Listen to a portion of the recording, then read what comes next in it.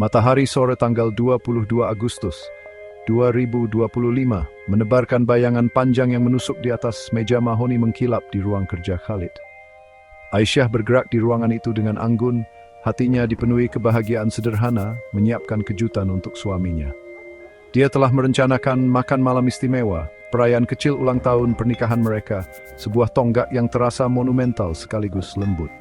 Jari-jarinya menyusuri tepi meja kerjanya yang besar, sebuah tempat yang biasanya terlarang, sebuah tempat perlindungan untuk pekerjaan dan pikirannya. Saat itulah dia menyadarinya, sebuah laci sedikit terbuka, sehelai kertas putih mengintip dari kegelapan di dalamnya. Rasa ingin tahu yang polos mendorongnya untuk membukanya, hanya berniat merapikan sedikit kekacauan itu sebelum suaminya pulang. Apa yang dia temukan bukanlah dokumen yang salah tempat atau catatan yang terlupakan, melainkan sebuah amplop yang ditujukan kepada Khalid dengan tulisan tangan yang elegan dan asing. Jantungnya mulai berdetak sedikit lebih cepat, irama gugup di dadanya. Amplop itu tidak tertutup dan surat di dalamnya terlipat dengan keintiman tertentu. Aisyah ragu, hati nuraninya berbisik bahwa ini adalah pelanggaran privasinya, batas yang seharusnya tidak dia lewati. Namun, perasaan yang lebih kuat dan lebih mengganggu mendorongnya maju.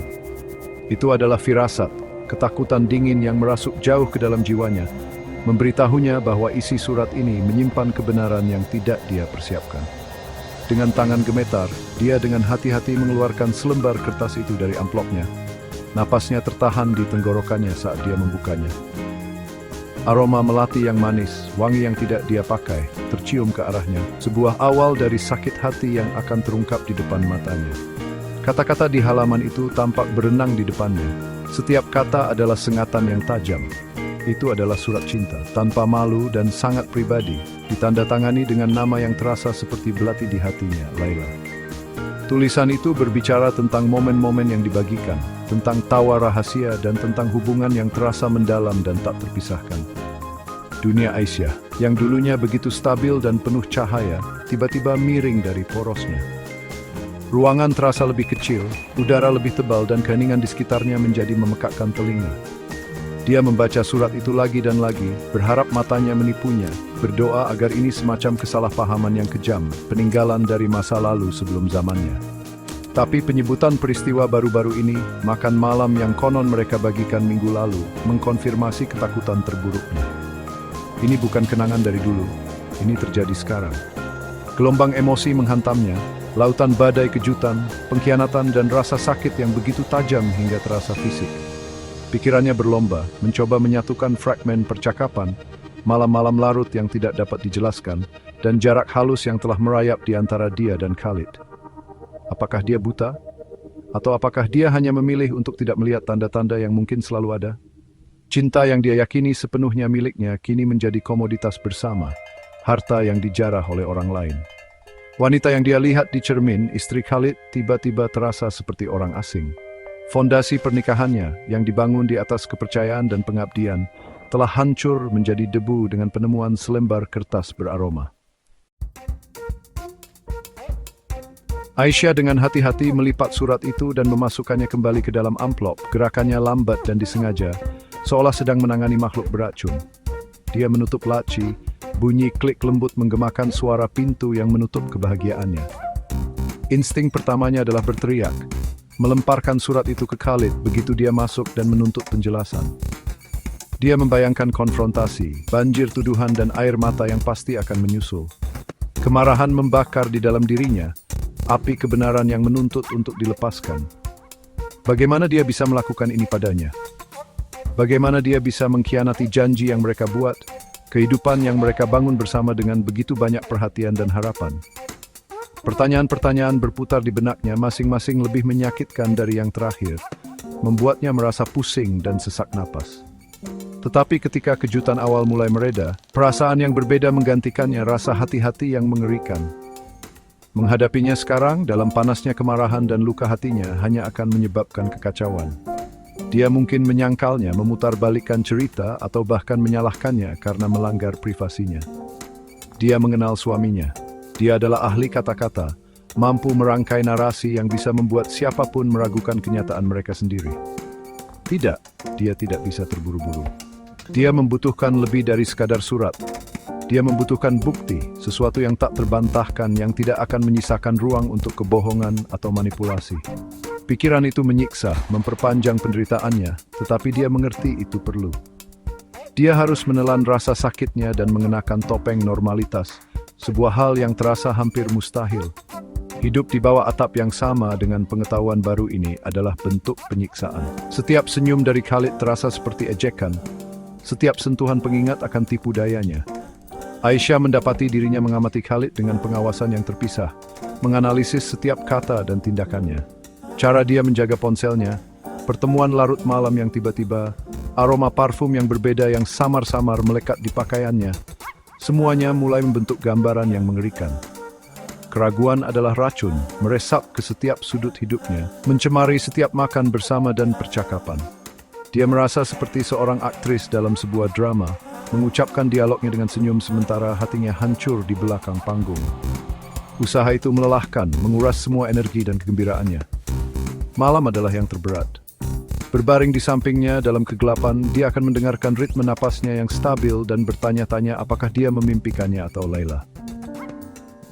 Tempat tidur, yang dulunya merupakan tempat perlindungan kenyamanan dan keintiman, kini terasa seperti hamparan luas dan dingin yang memisahkan dua orang asing.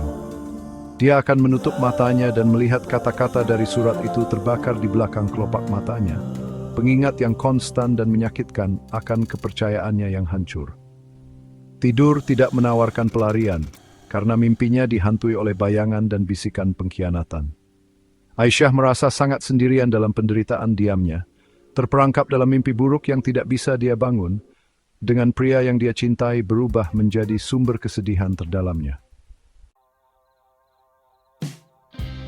Hari-hari berganti menjadi seminggu, setiap hari adalah ujian ketahanan Aisyah. Dia menjaga ketenangannya, sebuah fasad tenang yang menyembunyikan badai yang berkecamuk di dalam dirinya. Suatu sore, saat mengawasi pekerjaan rumah tangga, dia melihat pembantu keluarga lama, Maktimah, menatapnya dengan mata penuh simpati. Maktimah sudah puluhan tahun bersama keluarga Khalid, seorang pengamat diam dari semua suka dan duka mereka. Dia mendekati Aisyah dengan secangkir teh, wajah keriputnya dihiasi kekhawatiran.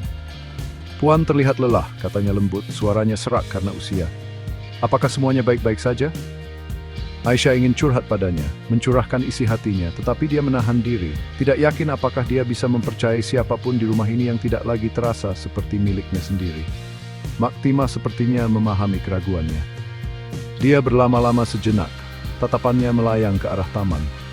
"Tuan belakangan ini sering menghabiskan waktu dengan Puan Laila," gumamnya. Kata-katanya nyaris tak terdengar, namun mendarat dengan kekuatan pukulan fisik. Jantung Aisyah berhenti.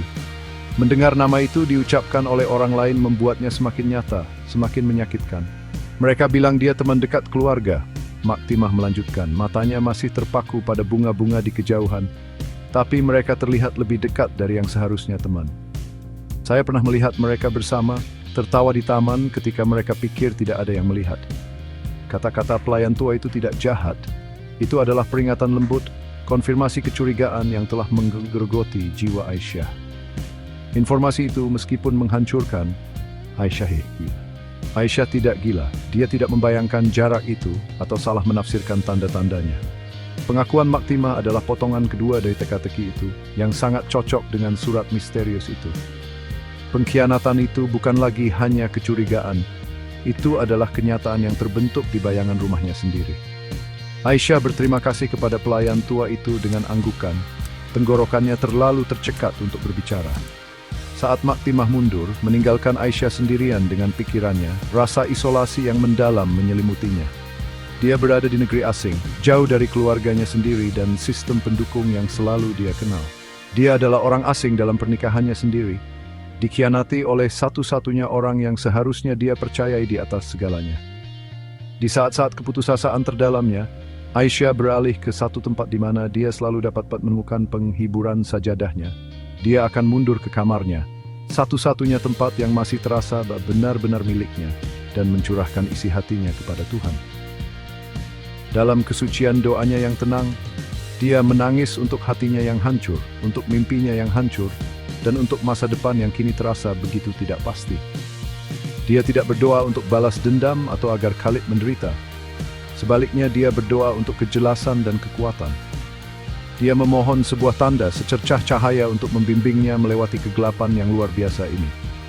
Dalam saat-saat pengabdian yang tenang itu berbicara kepada penciptanya, dia menemukan secuil kedamaian. Sebuah pengingat bahwa bahkan dalam kesendiriannya yang mendalam, dia tak benar-benar sendirian. Imannya menjadi jangkar baginya di lautan emosinya yang bergejolak. Hari-hari setelah pengungkapan Maktimah menandai perubahan halus namun signifikan dalam diri Aisyah.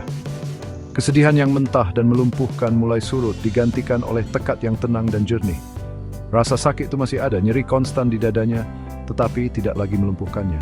Sebaliknya, itu mulai membentuk kekuatan baru di dalam dirinya, ketahanan yang tidak pernah dia tahu dia miliki. Dia berhenti melihat dirinya hanya sebagai korban pengkhianatan Khalid, dan mulai melihat dirinya sebagai seorang wanita di persimpangan jalan dengan kekuatan untuk memilih jalannya sendiri ke depan. Masa depan bukan lagi kekosongan yang menakutkan, tetapi kanvas kosong yang menunggunya untuk melukis awal yang baru, dengan atau tanpa dia. Fokusnya bergeser dari tindakan Khalid ke reaksinya sendiri. Sikapnya berubah. Dia tidak lagi hanya mengamati Khalid dengan mata terluka, dia mempelajarinya dengan pikiran strategis. Dia menjadi lebih hati-hati, lebih disengaja dalam interaksinya. Dia lebih memperhatikan jadwalnya, keuangannya, dan percakapannya. Bukan karena kecemburuan obsesif, tetapi dengan tujuan yang terhitung untuk mengumpulkan informasi yang dia butuhkan untuk melindungi dirinya sendiri. Topeng istri yang penuh kasih tetap ada, tetapi di baliknya, revolusi diam-diam sedang terjadi.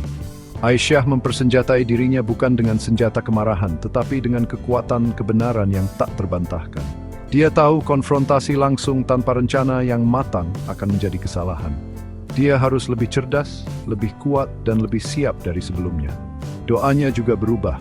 Dia masih mencari kenyamanan dan bimbingan, tetapi sekarang dia juga berdoa untuk keberanian.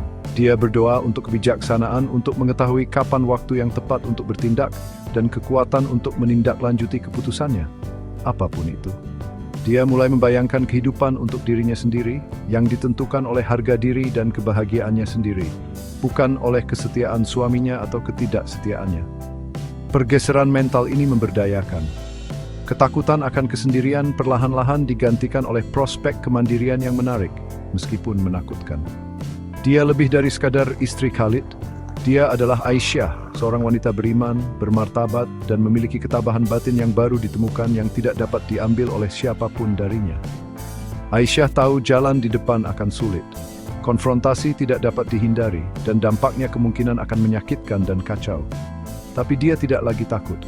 Dia tidak akan membuat keputusan yang didorong oleh ketergesaan atau sakit hati. Dia akan menunggu saat yang tepat, waktu pilihannya sendiri ketika dia memegang semua kartu. Surat dari Laila adalah pukulan kejam, upaya untuk menghancurkan dunianya. Tetapi dari kepingan yang hancur itu, Aisyah sedang membangun sesuatu yang baru, tekad yang tak tergoyahkan untuk memperjuangkan martabatnya sendiri dan untuk merebut kembali masa depannya. Badai masih berkecamuk. Tetapi untuk pertama kalinya sejak menemukan surat itu, Aisyah dapat melihat cahaya fajar yang samar di cakrawala menjadi yang baru.